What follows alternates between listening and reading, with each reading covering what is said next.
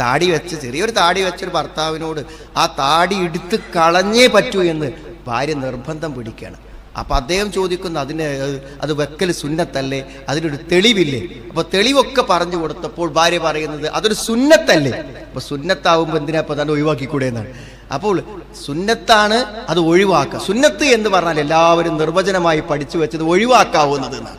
അതാപ്പോൾ ചെയ്യാവുന്ന പ്രവാചക ചര്യ എന്ന് പറഞ്ഞാൽ എന്താ സുഹൃത്തുക്കളെ?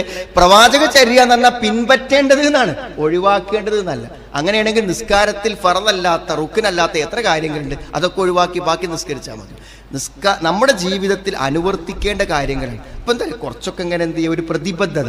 നമ്മൾ കേൾക്കുന്ന നല്ല കാര്യങ്ങളും സുന്നത്തുകളും ജീവിതത്തിൽ പ്രവർത്തിക്കാൻ ശ്രമിച്ചാൽ എന്താണ്? ഇതാ അഹ്ബബ്തുഹു, ഞാൻ അവനെ ഇഷ്ടപ്പെടും. ഇഷ്ടപ്പെട്ട് കഴിഞ്ഞാലോ കുന്തു സമഅഹു അല്ലദീ യസ്മഉ ബിഹി, അവൻ കേൾക്കുന്ന കാത് ഞാനാകും, അവൻ കാണുന്ന കണ്ണ് ഞാനാകും. സുന്നത്തുകളെ കൊണ്ട് അള്ളാഹുവിന് തൃപ്തി ലഭിക്കും.